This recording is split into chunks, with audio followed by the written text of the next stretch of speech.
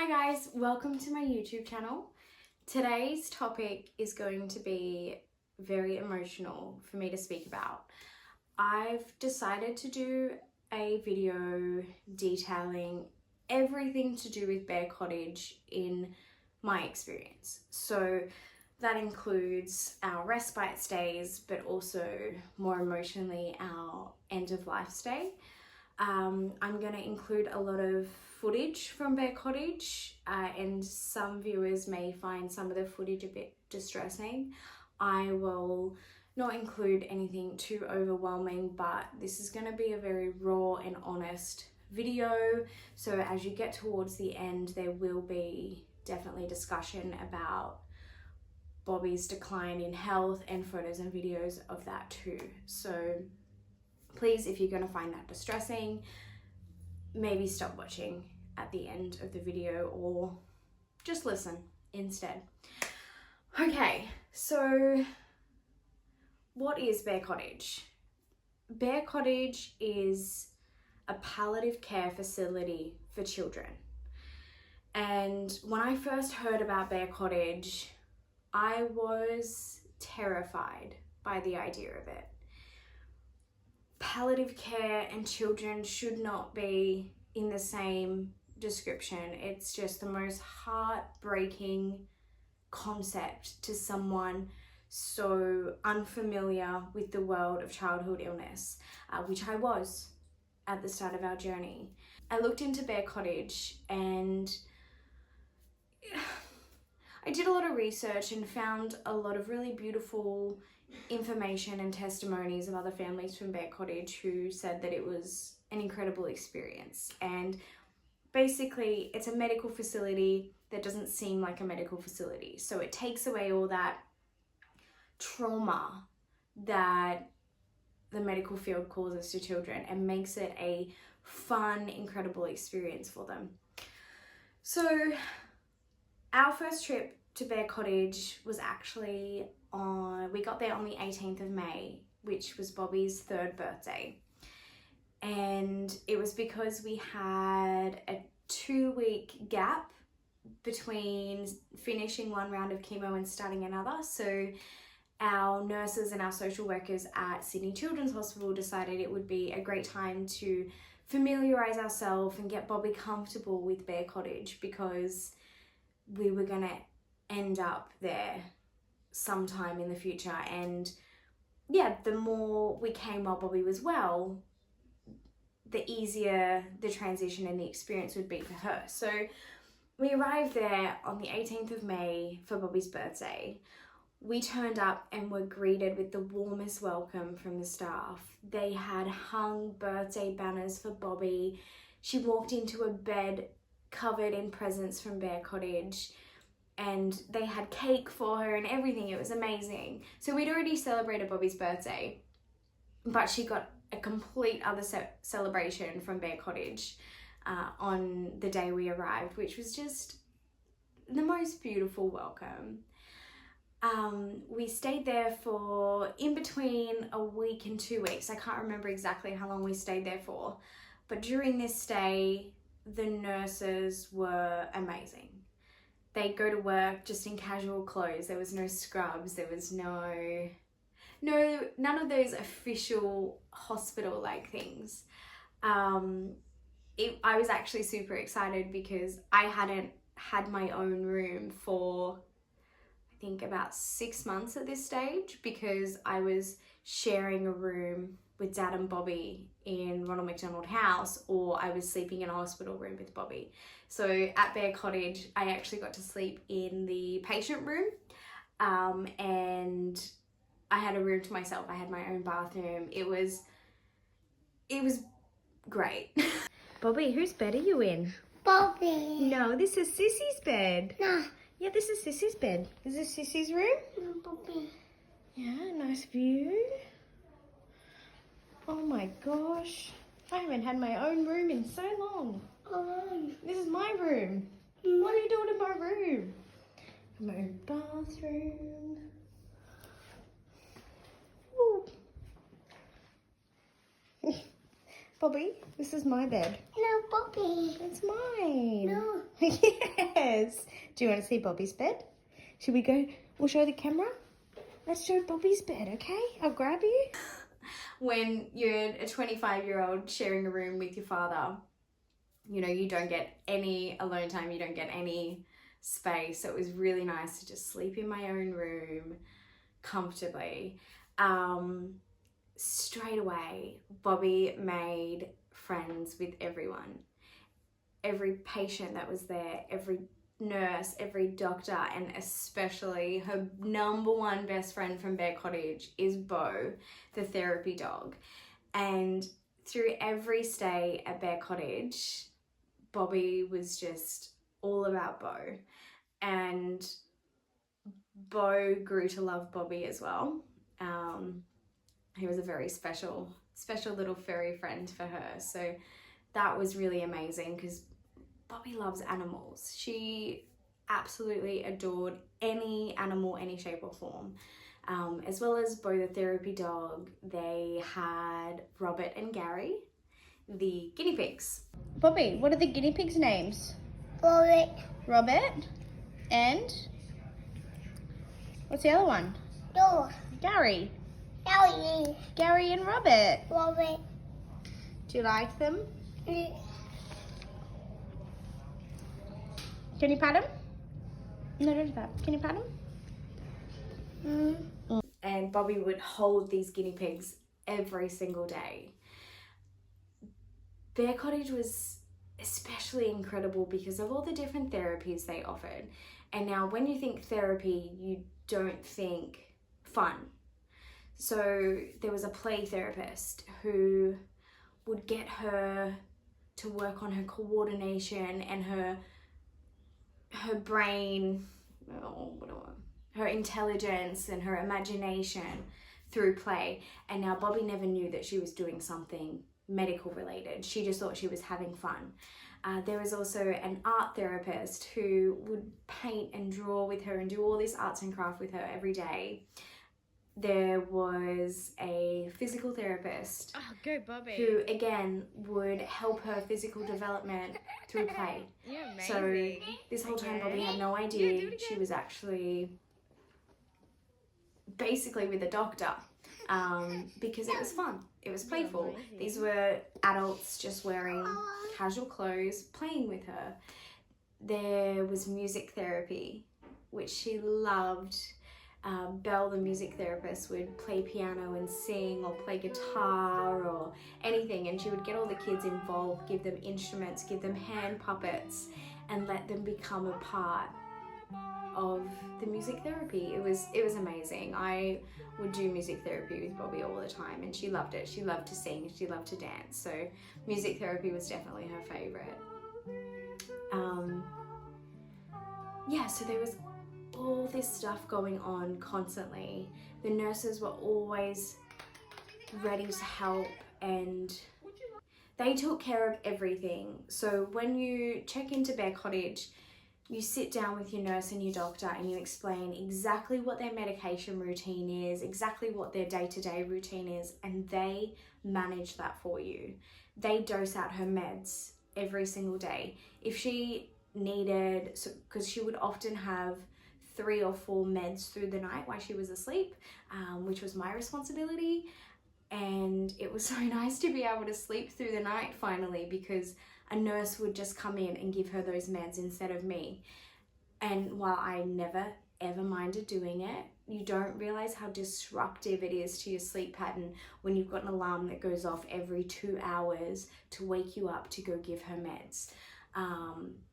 So I got to sleep through the night for the first time in months, which was lovely. The nurses would help out with bath times, and for anyone who knew Bobby knew how much she loved bath times. So this was something I always did myself anyway.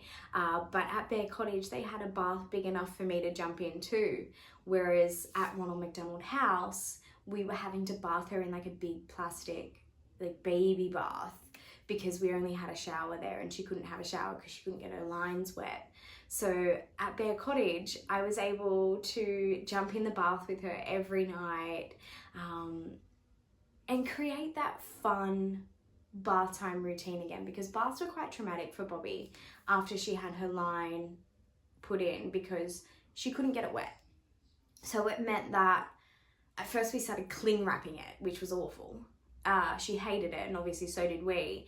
And then it became, we had to put her in the plastic tub. One of us had to hold the lines and the other one had to wash her and make sure she didn't splash. And it was just a really traumatic ordeal for her. The bath was tiny, she was uncomfortable. We were really nervous because, you know, you're trying to keep her safe and she's freaking out and we're freaking out because, you know, that we're not trained in that. So having a big bath that felt like home, because that was something we would often do at home, is have baths together.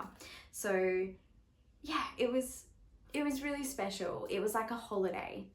A helicopter, like a hospital. What is it? Bye. What is it? Helicopter. Helicopter. Good girl. Bobby, who are you? Are you Pooh Bear? Okay. Pooh Bear, show me. Show me Pooh Bear. Oh my goodness, look at you. At Bear Cottage also, they provide all of your meals.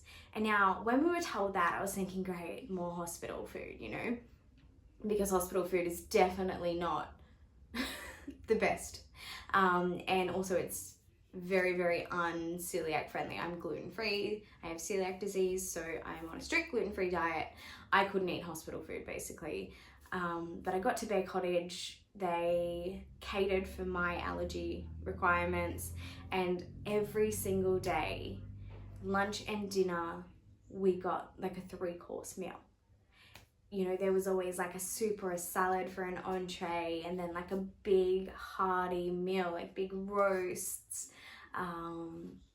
nice salads and pastas, lasagnas, fish and chips, pizzas, all that sort of stuff, and then always dessert. There was always dessert.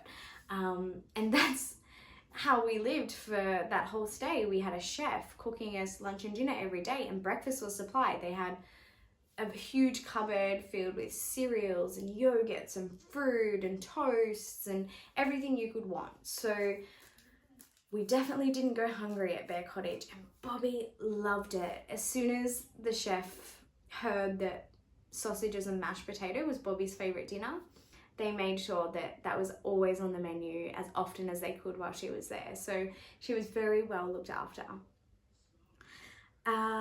Yeah, Bear Cottage quickly became Bobby's favorite place in the whole world. She was surrounded by other kids who just wanted to play with her. She was isolated at the hospital, so she was never around the other kids, but at Bear Cottage it wasn't like that. She was just surrounded by young kids, and I will never forget the first time she saw a little girl that looked like her. And this little girl was going through chemo. She had no hair. She had a feeding tube like Bobby, and she was around the same age, a little bit older, but this little girl could walk, so her walking was fine. Bobby was so excited. All she could say was, like Bobby, like Bobby, like Bobby. And to just feel, this is when it really hit me how out of place she felt. Like I thought that maybe she wouldn't understand, but she did.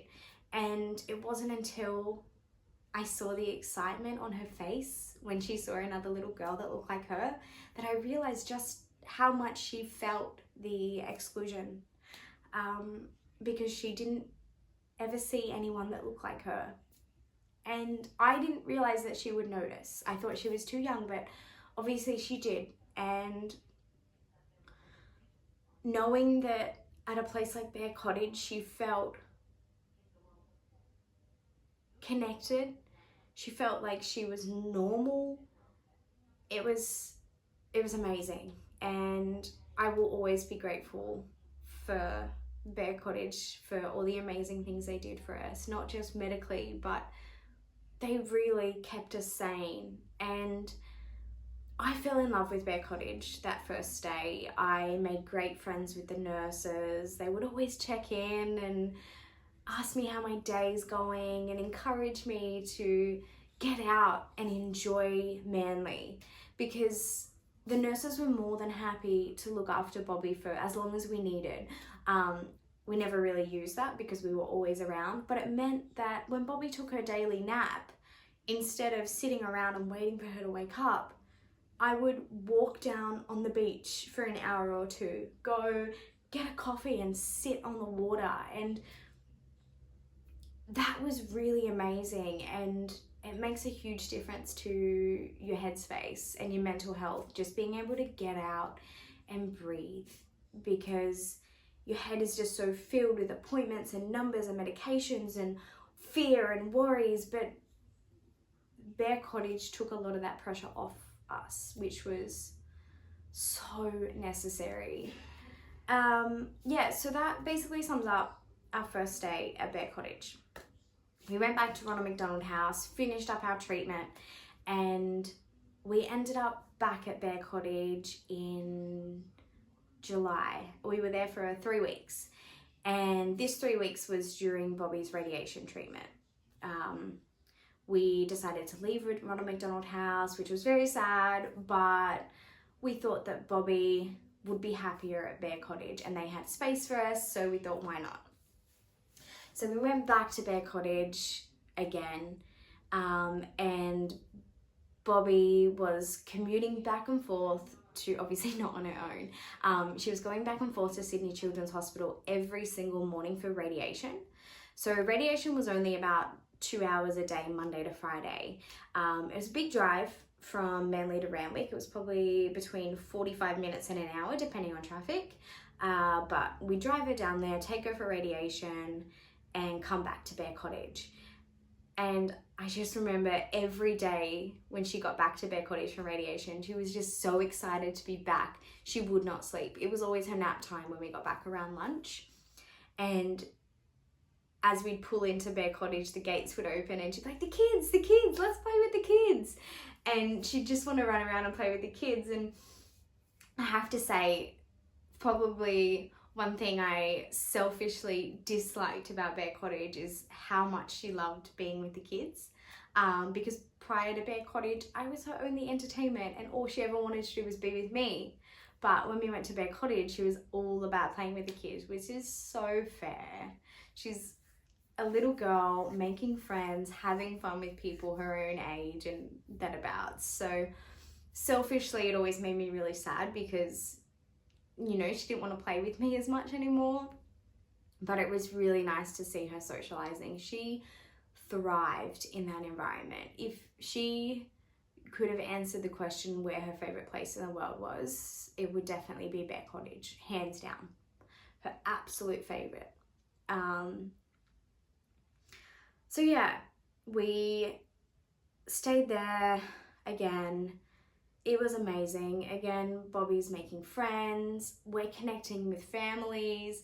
We met this incredible family who I still am in touch with today. We met many incredible families. Please don't take this as an exclusive, like one incredible family only, but I do want to mention Charmaine and her beautiful boys. So Charmaine is the mother of Marcus, and Marcus has mitochondrial disease. Bobby loved Marcus. She just, they were adorable together. As you can see from the photo, she just adored him and he adored her. Marcus's beautiful older brothers loved Bobby too. Ethan, Aiden, Josiah, they all adored Bobby. Bobby and Ethan used to play together for hours, which was just the cutest thing. Ethan was like a big brother to Bobby.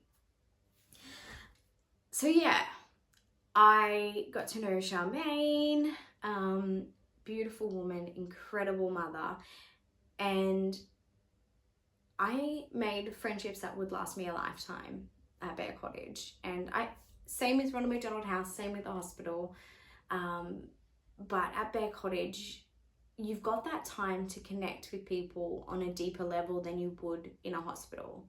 So yeah, I made some incredible friendships with both nurses and other parents and the children. I fell in love with so many children.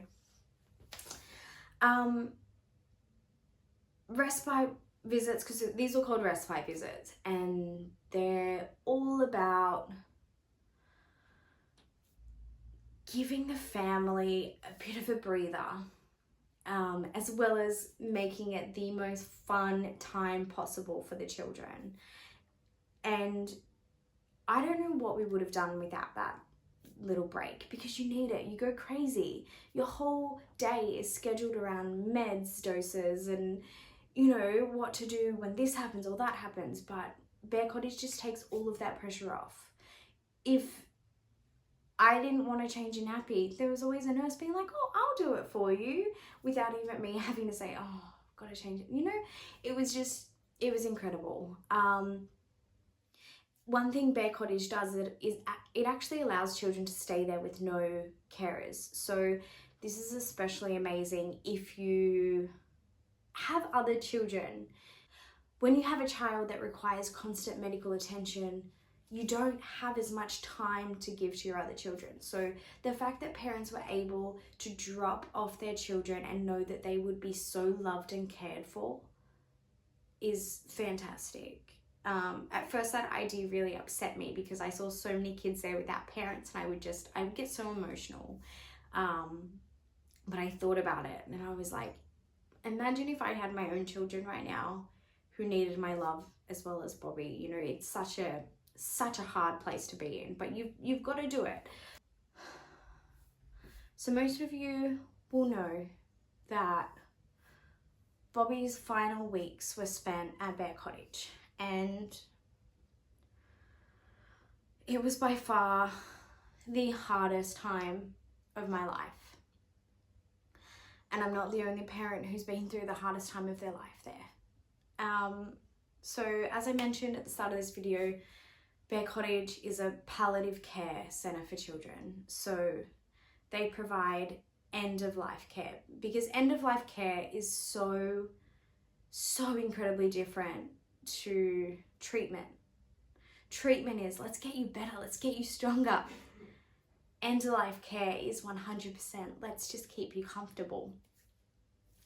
And in your head, that is such a hard switch to make.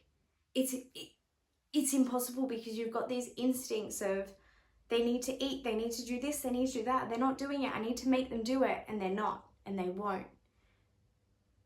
You've got to switch your mind to, okay, they've lost that, how do we keep them comfortable despite that? And we had the choice of keeping Bobby at home and have palliative nurses come out to our house and help us a couple of days a week. But we made the very easy decision for us to see out Bobby's last weeks at Bear Cottage. This decision was easy because Bobby loved it here, and also we needed the support. As much as I took charge of her medical needs, I took charge of what medicine to give her when and why. I was constantly on the phone to doctors when we were back home saying, okay, she's developed this new symptom, how do I treat it? And I could have kept doing that, but at what sacrifice? How much of my mental health would have been sacrificed with that pressure on my shoulders and questioning, is it my fault? Have I done something wrong? So being at Bear Cottage and having around-the-clock nurses and doctors made it so much easier to make those huge decisions. So Bobby started declining only 3 weeks after we got her home. 3 weeks, which we were expecting a little bit longer, but unfortunately we didn't get that. So while we were at home, we could see her declining. She was losing all of her strength in one side of her body. She wasn't able to eat properly. She was always tired, and you know, things were just getting progressively worse each day. And I called it. I said, we need to take her to Bear Cottage. Like this, it's happening and we can't stop it, and we need help. So Bear Cottage were incredible, and they said, stay as long as you need, we're here for you. And that's what we did. We were there from the last week of August until almost the end of October. We've seen families come and go. Some were leaving with their children and some were leaving without. I think in one of the months we were there, we lost 5 kids, and it was heartbreaking because I became attached to these kids and their parents and their families, and I just knew that we were next. I was watching all of these families go through this immense pain, and I knew that it was coming for us, and it was inevitable. There was nothing we could do. So gradually Bobby got worse and worse, and you'll see in the videos how much she declined and how quick. Like, this is a progression over a couple of weeks. And then one day she just wasn't conscious anymore. And I'm not saying that she passed, I'm saying she wasn't conscious anymore.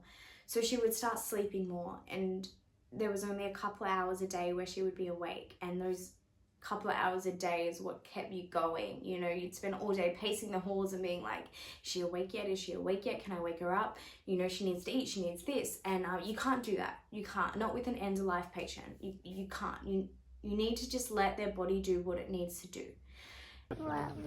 Guinea pig. Blow him a kiss. Blow him a kiss.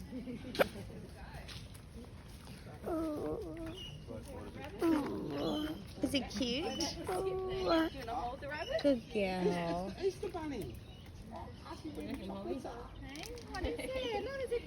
And, you know, she started choking on everything, which meant that we had to stop giving her meds, which was so hard because it was ingrained in my brain that she needs these meds to live. And because she couldn't swallow anymore, we had to stop giving her meds. We just narrowed it down to the important ones. They were all important, but we had to narrow it down.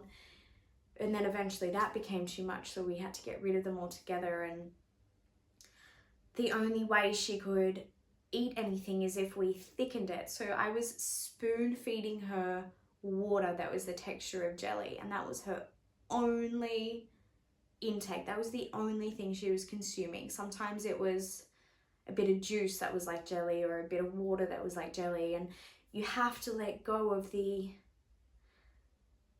instinct to nourish your child with food, which is the most basic instinct there is. You're like, I'm not feeding my child, and it's so hard to let go of that.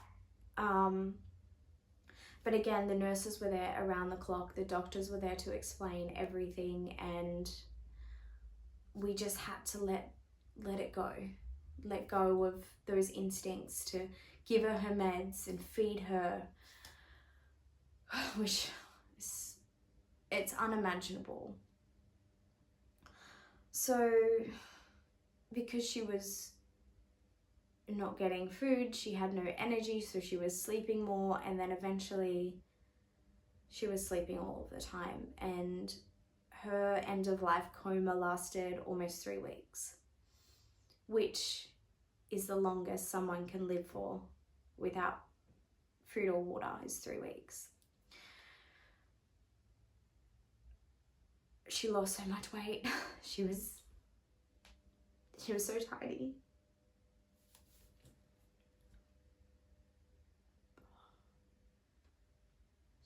Bear Cottage decorated her room. They covered it in fairy lights and pink everywhere, pink fairy lights, pink balloons. It was beautiful. And the only time they'd done this was for a beautiful young girl. She was about 16, her name was Mia. And they did it for her just before she passed. And they did it for Bobby, and it just, yeah, it was terrifying. Bobby loved it. They did it while she was still mostly with it. So when Bobby went into her coma, the nurses were amazing. They would come in and encourage us to hold her. Even if she was unresponsive, just hold her, talk to her, play her music. So that's what I did. I held her for hours and hours and hours every day. I talked to her, I played her music, I sung for her, I held her in my arms and I rocked her. But it was so hard because she was completely limp. There was not an ounce of strength in her body. She was just completely limp in my arms. And even though she was only probably about 11 or 12 kilos at this stage, when she's completely limp, that is extremely hard to hold. And she had 2 lines in her legs giving her morphine and a drug called midazolam, which was kind of like a sedative, but it also prevented seizures. The doctors said to us, best case scenario, she takes her last breath and that's it. Worst case scenario, it could be a very traumatic event. It could be a huge seizure or some sort of activity from the tumor in her brain. So no parent or carer wants to pray for how their child dies, but we were just praying and hoping that it would just be she stopped breathing and that was that. So during this time, the nurses would check on her every hour through the night. They would give her everything she needed. They would help us bath her. They would help us dress her. Everything. They were incredible, but they were also there to support us every day. How are you going, Ash? What have you done? Have you gotten out of the house today?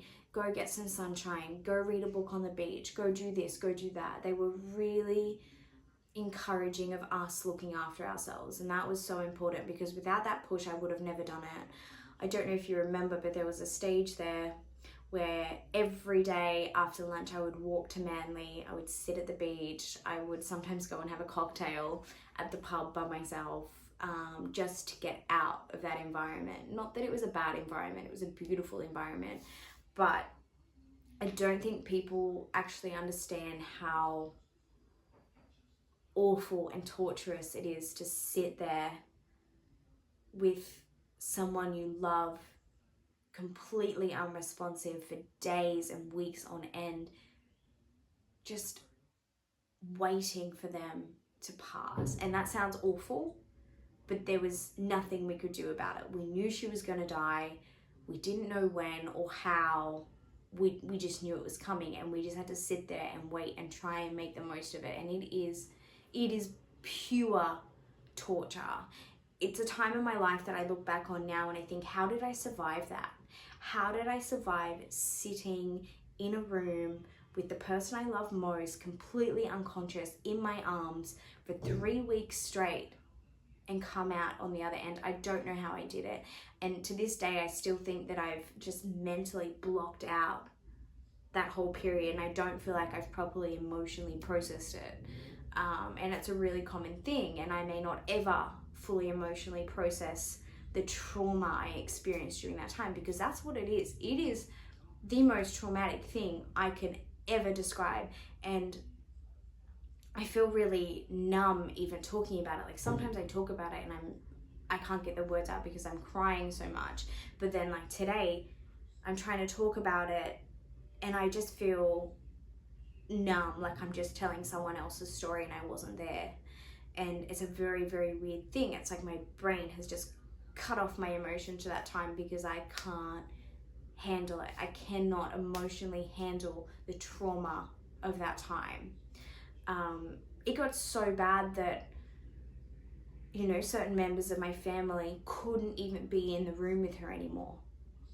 They just had to leave because it was so traumatic, you know. And it brings up questions like, in a case like this, why why is euthanasia not allowed? And that's a really awful thing to say, and I never thought I would say it, but it's traumatizing for us, and we don't know if she's in pain. We don't know what's going on, but all we know is she's going to leave us very soon, and we just have to sit around and wait and listen to her struggling to breathe. And I will never ever get that out of my head, because you know, during her last week, her breathing just deteriorated so bad, and she would take this breath, and you'd sit there and you'd just wait.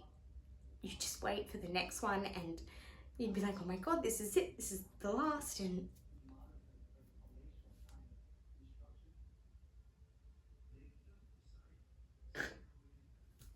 there was so much for being non-emotional.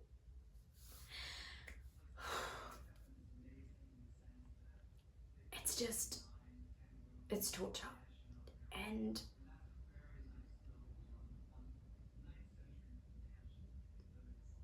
I don't think I will ever get over the trauma from her final few weeks, because those are the moments, my last moments with her. Oh. Alright, I need to move on from this topic. So, after Bobby had passed, their cottage had explained to me prior to her passing what happens after she dies. Not on a spiritual level, but on a practical, this is what we do, this is what needs to be done. So Bear Cottage have a special room, and it's called Clifton Gardens. And basically it's a room kept at a freezing cold temperature with a bed that's air conditioned, where after a child passes, they can stay there for a few days before going off to the funeral home. And it's up to the parents. They can choose not to do that, or they can choose to do it for a few hours or a day or 3 days or whatever works for them. So we decided to do it. And Bobby passed and she went into Clifton Gardens' room. I'm showing a couple of photos of the room. Bobby is in this room, but she is not in the photos, okay? I just wanted you guys to get an idea of what the room looked like. It just looked like any room. It had a bed, it had a lounge, I put flowers in it, it had beautiful dim lights, and they had big jackets and beanies there for us to wear because it was so cold in there and you had to rug up. It was locked with a key, and only the family and the nurse have a key, so no one can get in. And I would go and sit with her for hours, and I don't know, I'd play music, I just was with her. And it's something I thought would be more traumatic than it was. I think watching her in a coma was more traumatic than being with her after she passed. And it's been proven through a lot of studies that having that time after a child passes is quite therapeutic and is more beneficial for you in the long run. So it's amazing that that's something that Bear Cottage offers, and I'm really grateful for that time. It's not for everyone. I would never ever judge someone who couldn't do that or didn't want to do that. That's completely their choice, and that's okay. And I know some of you watching this would be like, how can you do that? That is so morbid, but I can't explain it. I really can't. It was a very weird concept to me at first, but then when I was in the position to need it, I was like, okay, I'm glad I've got this. You know, I got to kiss her 1,000,000 times.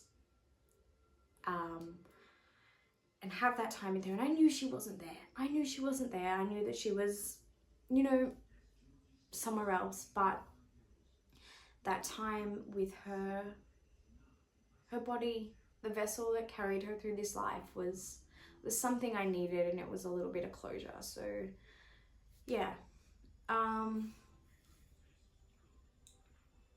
do I end this? I just want to say how grateful I am for a facility like Bear Cottage.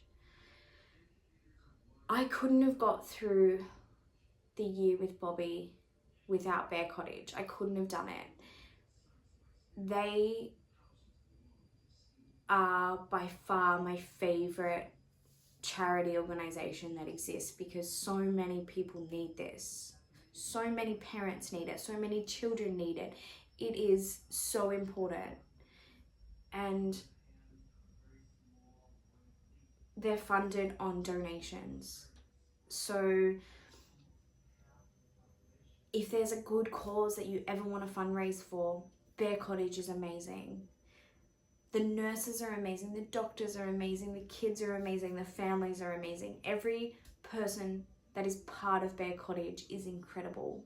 And you have to be to work in an industry like that. You have to be. You have to have a special kind of heart to work in that industry. And if you are a family that's looking into Bear Cottage and you've come across this video, please just go. I know it's scary, I know it's daunting, but it is a very special place. What inspired me making this video is I actually went back to Bear Cottage yesterday. They had a remembrance picnic for all the families who have lost children over the years. And I went to that picnic with Johnny, and I was so anxious. And all I had in my head was, Bobby took her last breath in her place. This is the place where Bobby died. That was all I could think of. But as soon as I got there, I completely changed that thinking. Yes, Bobby died there, but Bobby lived there. Bobby had the best time of her life there. Yes, she may have taken her last breath there, but she also had her last laugh there, her last smile, her last play, her last meal, her last everything, all of the good stuff. And that's what you need to focus on. And I wrote an article for Bear Cottage, which is on their website. And I think the most important thing to take out of that article was, Bear Cottage isn't a place where children go to die. It's a place where children go to live before they die. And that's what's so special about that place, because it's not a sad place. It is a place filled with happiness and love and laughter and care. And I will forever be grateful for Bear Cottage, and for the rest of my life I will do what I can to raise awareness for Bear Cottage, to help Bear Cottage, to be a part of Bear Cottage, because that place holds such a special place in my heart and always will. It is not the place where Bobby died. It is the place where Bobby lived the most, and she loved it, and I loved it, and that's what's so special about that place. And any family that's a Bear Cottage family will tell you the same thing. And I hope that this message gets out to prospective Bear Cottage families. Please go, please love it. And if you're not ever in a position to need Bear Cottage, that's amazing. I hope you never are in a position to need Bear Cottage, but I want you to know that it exists. I want you to know that there is an amazing place out there that's looking after our children and caring for them and helping them live as much as they possibly can while they can. And if you ever have an opportunity to support a place like Bear Cottage, please do it, because they deserve it more than any charity organisation I've ever come across in my entire life.